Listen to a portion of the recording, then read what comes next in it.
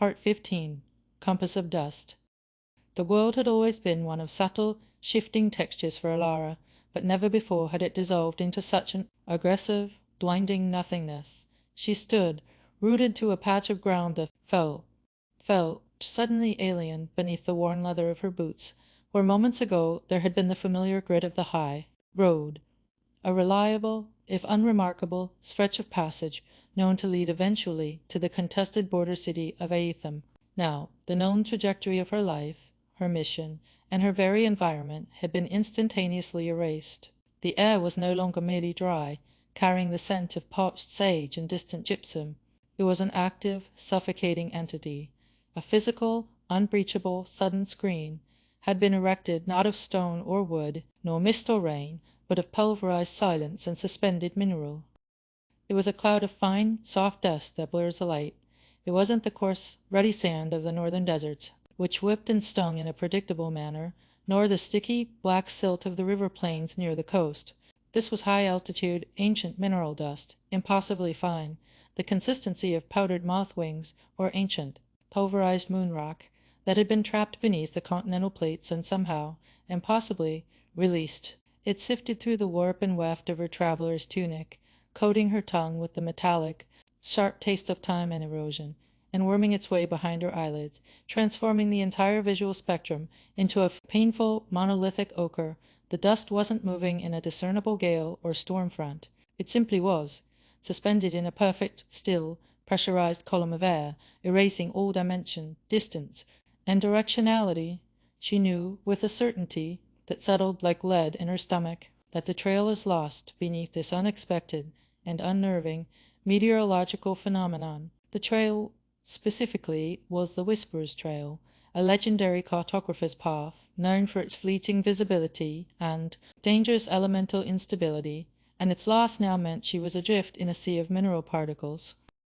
Ilara was a cartographer of the interior, a solitary and often perilous profession that relied on external reality, the immutable jut of a granite mountain range, the predictable flow of a major river, the precise arc of the solar transit, to find and chart the hidden, magical pathways that crisscrossed the continent of Erthos. Her maps weren't of roads and cities, but of ley lines and nexus points, the energetic meridians of the world. Now her fundamental reality had gone blank, all her external guides.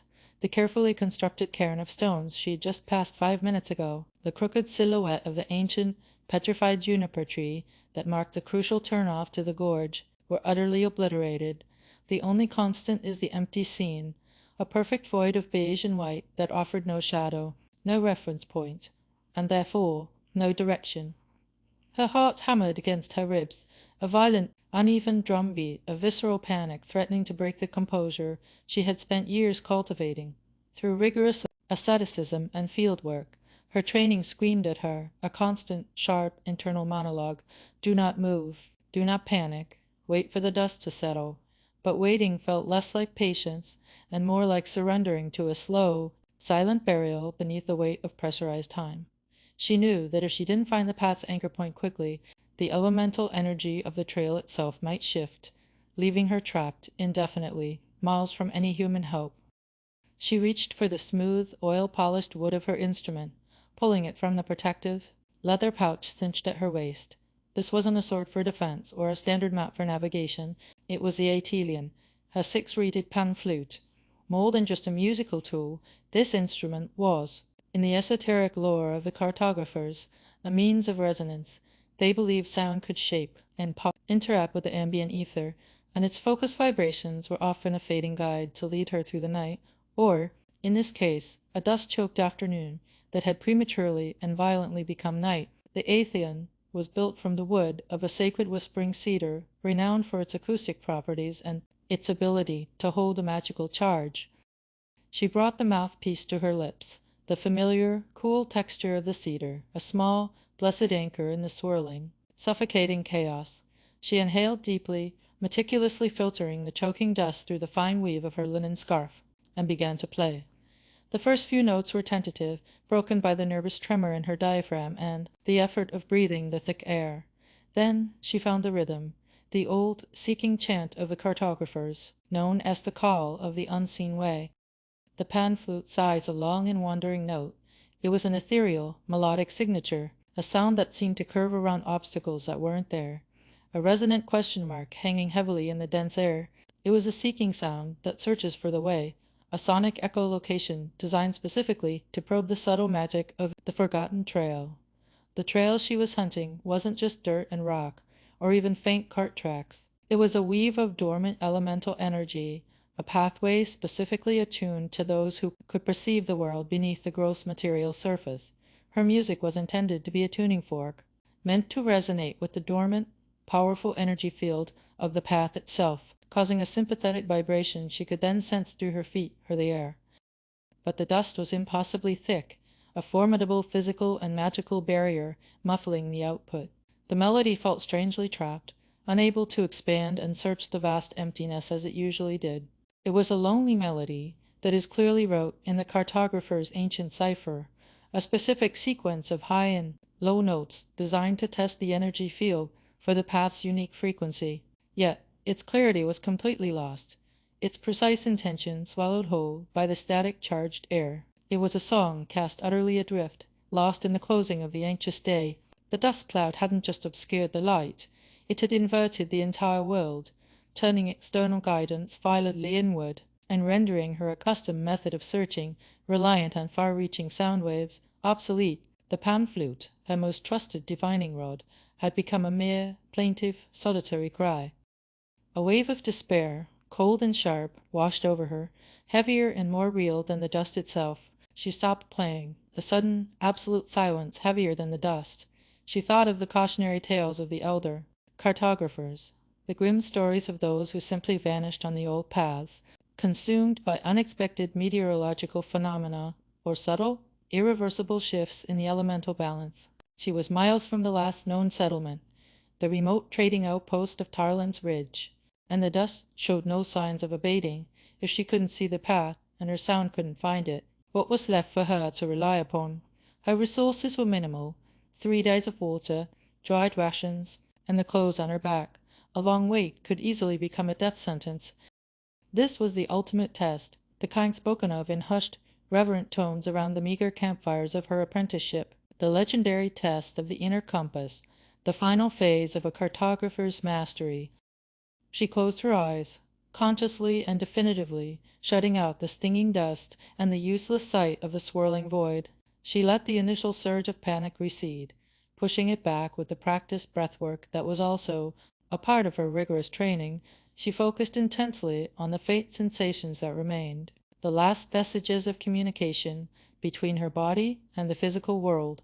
She learns to trust the pressure on her skin, the faintest differential of air pressure on her left cheek versus her right, the minuscule tug of static electricity on the fine hairs of her arm, the subtle warmth leaching from the west, a heat that would, eventually, tell her the approximate direction of the unseen sun.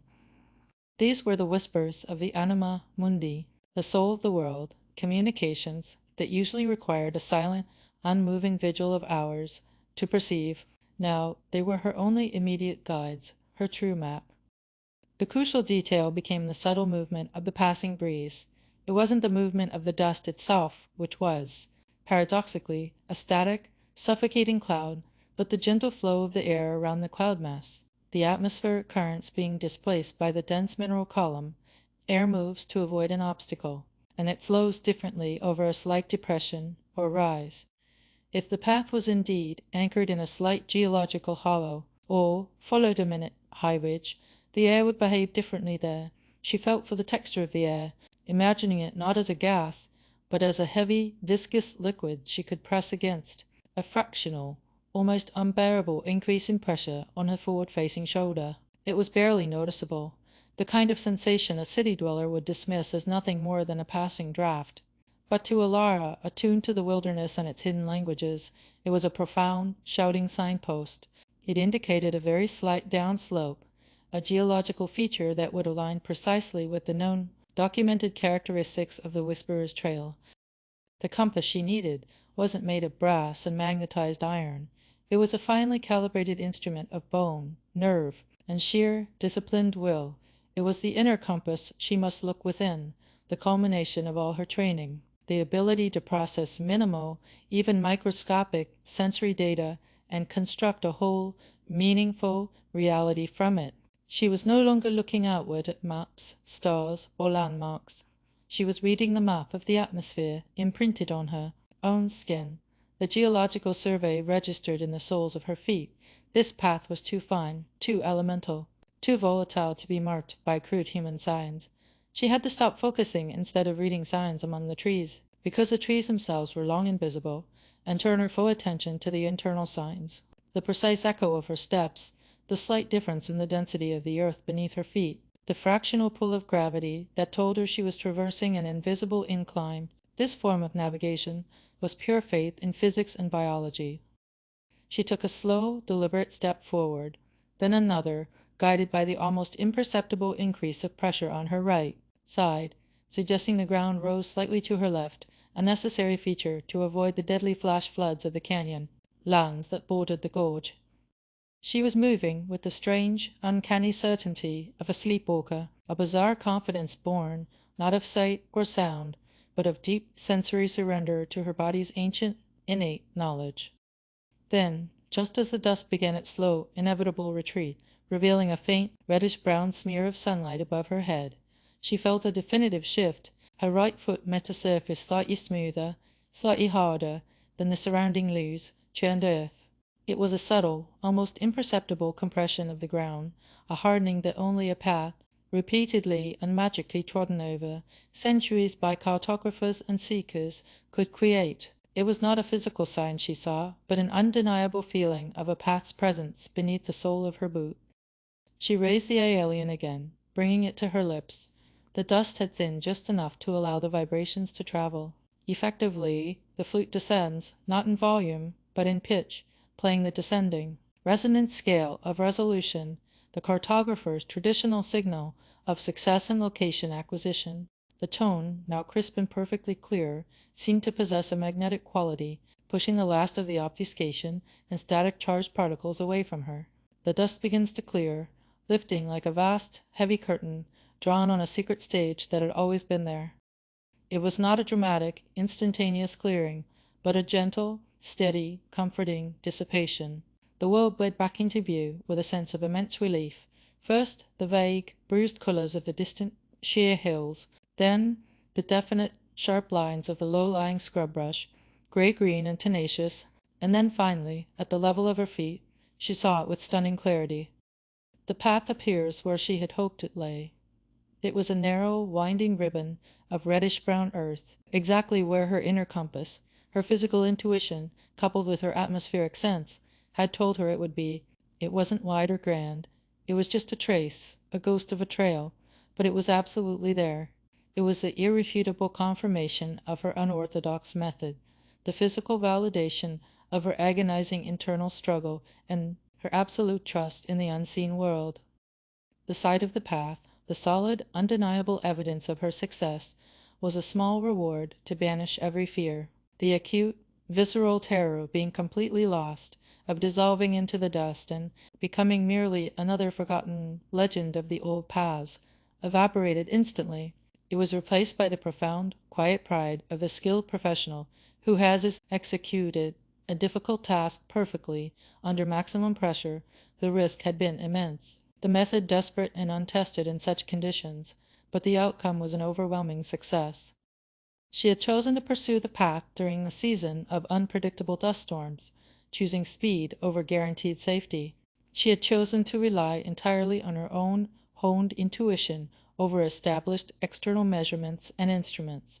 She had chosen to trust the delicate whispers of the air and her skin over the shouting, blinding spectacle of sight. And here, in the startling reappearance of the faint trail beneath her worn boots, was the ultimate and necessary justification.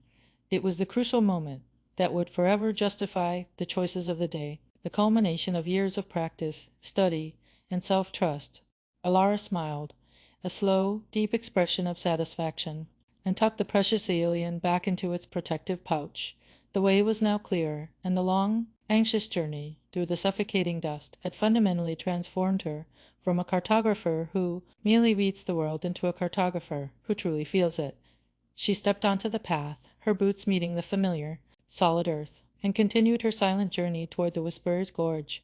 The memory of the dust, and the silence it enforced, would forever be the final, indelible lesson of her inner map, the 16th degree of her true north,